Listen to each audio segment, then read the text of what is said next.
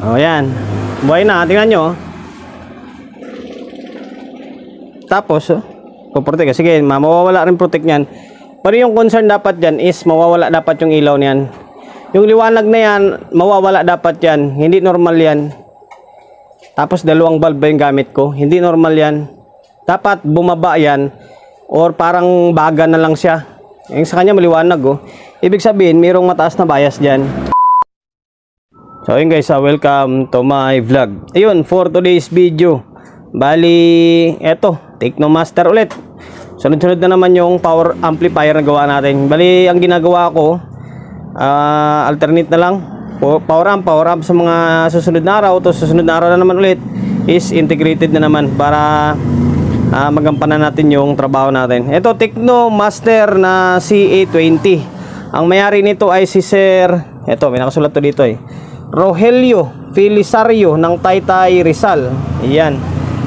Ito rin yung mayari ng Grandmaster na ginawa natin na lumobo yung capacitor. Bali, dalawang unit yung dinala rito sa akin. Akala ko si A18 Technomaster pala. Sorry.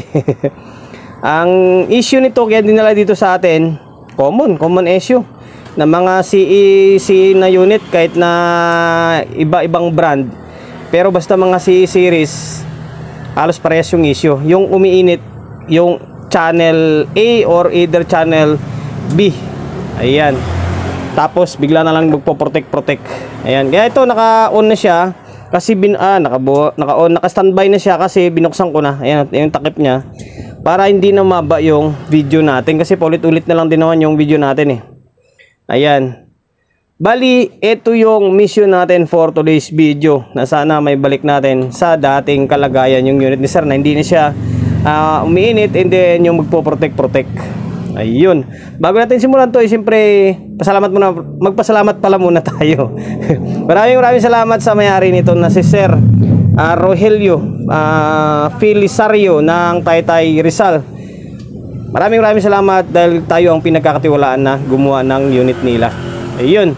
Promotion bago tayo magsimula siyempre shop natin always on Laguna. Nabablanko ako. Sa mga hindi pa nakapag-follow, paki-follow and then siyempre paki-share ng video natin sa my Facebook, YouTube channel. Kung hindi pa nakapag-subscribe, paki-subscribe, like, share and then siyempre paki-hit ng bell button sa gilid para updated ka sa mga susunod na video na i-upload ko. Ayun, simulan na natin for today's video. Bali, eto, Technomaster ulit. Sunod-sunod na naman yung power amplifier na gawa natin. Bali, ang ginagawa ko, alternate na lang. Power amp sa mga susunod na araw. Tapos susunod na araw na naman ulit is integrated na naman para gampanan natin yung trabaho natin. Ito, Technomaster na CA20. Ang mayari nito ay si Sir, eto, may nakasulat to dito Rogelio Felisario ng Taytay Rizal. Ayan. Ito rin yung mayari ng Grandmaster na ginawa natin na lumobo yung capacitor. Bali, dalawang unit yung dinala rito sa akin. Akala ko si A18 Technomaster pala. Sorry.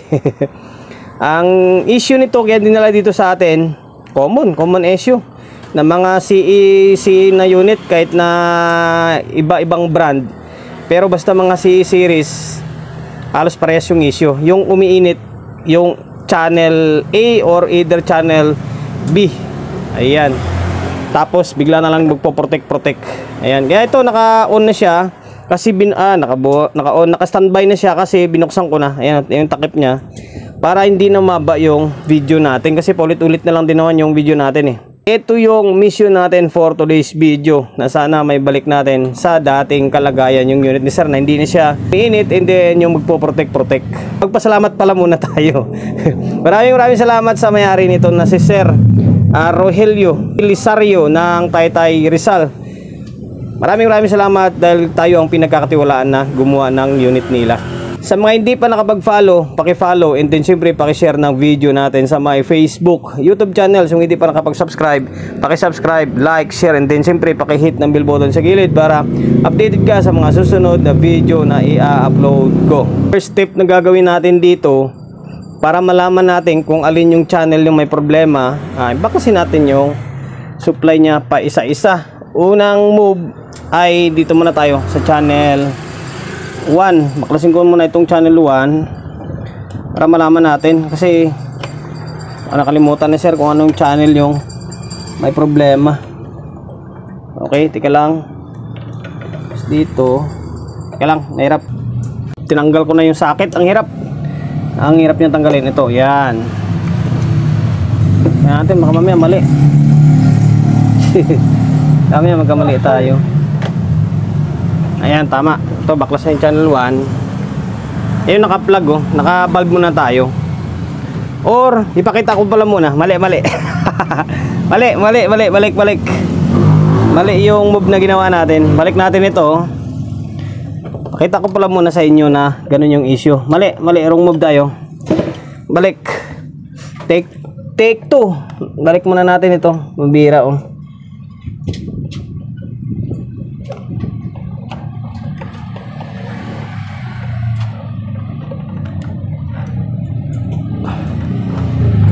O yan, naibalik ko na. Pakita ko pala muna sa inyo. Ayan o, naka-plug in yan doon. O yan, buhay na, tingnan nyo. Tapos puprotect, sige, mawawala rin protect nyan. Pero yung concern dapat dyan is mawawala dapat yung ilaw niyan. Yung liwanag na yan, mawawala dapat yan. Hindi normal yan. Tapos dalawang bulb ba yung gamit ko? Hindi normal yan. Dapat bumaba yan. Or parang baga na lang siya. Yung sa kanya maliwanag oh. Ibig sabihin mayroong mataas na bias diyan. Ito na yung time na para baklasin natin, di ba? Okay, nagkamali lang tayo. Tao lang tayo eh. Okay, ayan, baklas na. Okay, angat ko to. Oh, take. Ito na, ulit. Hop, abangan natin. Ayun oh, bumaba siya oh. Dapat ganyan lang siya, yung parang baga lang, yung may maninag ka lang na parang baga. Ibig sabihin channel 1 is may problema. Channel 1 yung sigurado umiinit ito. Tumaas yung bias and then umiinit. Tingnan natin kung anong gamit niya. Trimmer ba? Trimmer nga oh. Trimmer na kulay dilaw. Pag dilaw automatic yan. Ayun, sukatan ko itong channel to. Tingnan natin kung ano yung bias dito. Ito, kukuha tayo ng reference dito. Ayun, mababa lang pala yung bias nito. Nasa 0.25 lang oh. Nasa 0.25 lang. Bumaba or mababa or bumaba. Baka 0.25 lang talaga yung bias na pinalabas nila dito. Ayan ah. Oh, 0.25. Mali, ito yung reference na gagawin natin or susundan natin. Kung ano yung bias dito, sabihin natin 0.25 or pwedeng natin itaas na konti. Ito yung gagayain natin. Pero i-fix bias din natin yan. Ito, huwag na natin ibalik and then sukatan para hindi lang umaba yung oras natin. Ayan lang yung kadalasan, lagi sira niyan. Ayan oh. Yung trimmer na yan. Yung kalay dilaw. Ayan oh. Ayan. Ito lang muna ang board yung babaklasin ko. Tapos i-fix bias natin para may kumpara natin dito or may hambing natin. Okay, stay tuned lang kayo. Baklas ko na yung board and then binrush ko na. Ito, brush ng pangkabayo. Ayan o, tanggal talaga yung dumi niya. Ito yung sinasabi ko. Yung bias niyan ay 302, 3K ito. Pwede nating isagad ng 2.7 ito. Yan, 302, 3K. Bunutin na natin ito. Mas maganda yung itong klaseng board, yung double-sided. Kasi no need na baklasin natin itong mga output nito. Hindi na. Sundutin mo lang ito. Total sira naman ito, sundutin mo lang paangat. Okay na. Tapos tataniman mo. Pwede ka maginang sa taas lang. So ngayon babaklasin ko lang muna ito 302. Tapos i-fix natin. Nabaklas and then napalitan ko na. Sana ba yung trimmer na yan? Hala, wala na. Ay ito pala, hindi hira oh. Ito yan 302. Ang pinalit natin ay ayan 2.7. Maraming nagsasabi sa akin, mga nagko-comment na bakit hindi na lang pihitin instead na mag-fix bias. Hindi daw pwede ito. Pihitin na lang daw ito. Na hindi ko gagawin yun. Ayo, kung trip nyo pihitin yung ginagawa nyo diyan o nire-repair nyo, pwede naman, pihitin nyo na lang. Pero ako, hindi ko gagawin yun. Magpipix bias ako. Kanya-kanya lang naman diskarte yan eh. Okay, bali napalitan na natin to. Babalik natin dito itong board sa may casing and then obserbahan natin kung ano yung magiging kalabasan ng bias nya. Binalik ko na yung board. Ayan oh, nakabalik na yung naibalik ko na yung mga kable. Okay, yung kulang lang dito is itong speaker out. Mamaya na lang yan ah. Yan, supply nakakabit na. Dito nakakabit na. Naka-plug in na rin yan doon. Obserbahan nyo. O yan, nag-trigger na. O, bumaba ka. Video no? Video bumaba ng konti. Pero parang may ilaw pa rin. Baka mataas lang siguro. Pero yung liwanag kanina, nawala na. Try ko sukatan natin tester natin is naka-range ng 2.5. O ayan oh. Sapol na sapol oh. 0.25 nasa point ito tama point, halos nasa 0.3. Dito mas mababa na ito. Mababa ito. Ayun oh, bumaba, nagbago na yung reading nito. Kwanto, hindi siya, medyo ngungo yung dating natunog nito. Medyo ngungo. Oh, 0.25, masyadong mababa. Okay, gawin na lang natin dito ay fix natin. Pares natin din sa isa oh. Yan, dapat ganyan kataas. Ganyan, swabing-swabe yung bias na ganyan. Nasa 0.3. Okay, yun lang talaga yung nagiging issue niya. Ito. Working na, yan oh, wala na yung dapat ganyan lang, yung bumabagal lang siya ng konti. Gagawin natin ay kuha na natin to. Ano tawag nito? I-fix bias na rin natin yung kabila. Baklasin natin to kabila, tapos tanggalin yung trimmer, papalitan natin ng 2.7. Baklas ko na yung channel 2. Ayun, binrush ko na rin ng brush ng kabayo. Ayun no. Ayan, malinis na siya agad. Meron dalawa na oh, ito to. Ayan. Tanggal na natin ito. Ito good pa tong isa. Kita nyo naman, di ba? Kanina yung sinukatan natin eh. Hindi naman siya totaling good kasi bumaba na eh. Pinaltan na natin or ipipix na rin natin para mas matibay siya. Kasi ganun din mangyari niya kapag hindi natin papalitan or hindi natin ipifix. Yan, 302, 3K. Kahit yung sa board nyo, 302 rin nakalagay yung 3K. Pero ang nilalagay natin ay 2.7. Same din sa may isa. Isa na yan oh. Yun, 2.7. Ito 2.7 din.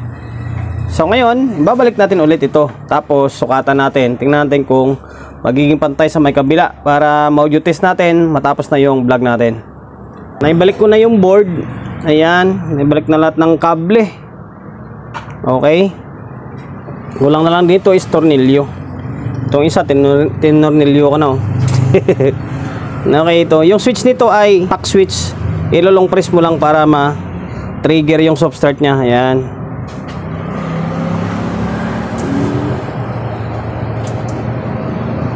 Ayan, normal na siya oh. Dapat yung parang nagbabagal lang siya. Sukat tayo dito. Halos na sa 0.3. Oh, ayan oh. Ganda ng bias niya oh. Same din dito sa may isang channel. Oh. Okay, nagiging goods na, normal na siya. Wala na rin yung ilaw dyan. Hindi na init ito. Hindi na init ito. So ngayon, bali, maglalagay lang ako ng speaker. Lagyan natin ng speaker and then audio input. Tapos audio test tayo. Naglagay na ako ng speaker. Bali, dalawang terminal yung nilagyan natin. Tapos itong audio input natin ay itong cellphone natin na isa. Naka stereo mode tayo. Naka stereo mode, 1 volt yung selection. Naka-off, naka-1 tayo, naka-full range, tapos grounding, ganun ba yata yan? Sensitivity is naka 1 volt. Okay, tapos ano, naka 220 na tayo naka 220 na, hindi na tayo naka-bulb. Yung speaker, andun. Hindi ko alam kung ilan yung ma-under dyan na sub natin. Okay, bahala ka dyan 220 na yan.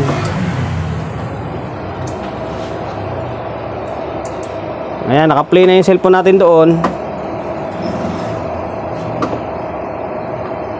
Oh, ito, channel 1. Ayan oh.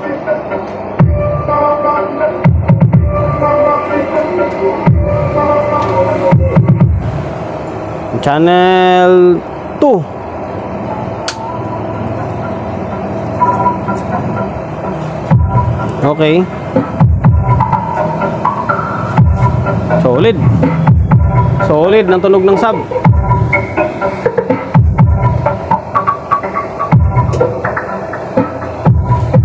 Hanapin ko lang yung thermal scanner natin. Ito. Try natin sukatan kung ano yung lalabas sa may init niya. Yan, 36 lang oh. Naka 20 na yan ha. Kapag sira yung bias niya, umabot ng 43 yan. Yan, 36 lang oh. 36.8. 36.8. Ito goods na siya. 36.8 oh. Okay. Goods na.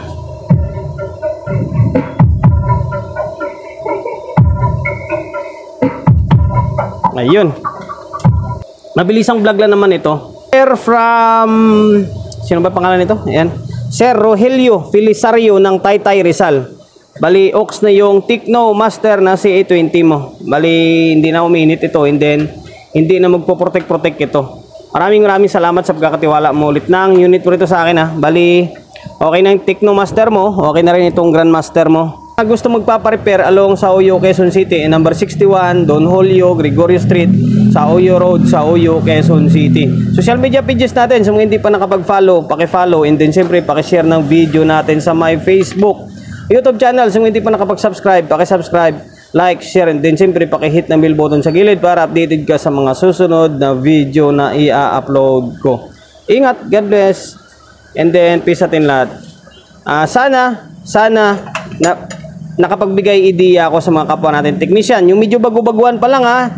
Yung medyo bago-baguan pa lang. Take note, sa mga veterano or sa mga master na pagtawanan na lang nila yung mga gitong klaseng content. Malay natin, di ba? Maka-encounter kayo ng mga gitong klaseng unit, yung Tecno Master. Kung hindi man Tecno Master na CA20, CA18, na same yung issue, yung umiinit-init, yun lang yun lagi yung pupuntahan. Yung biasing niya. Yan, marami tayong video yan na pagkuhanan ng ideya.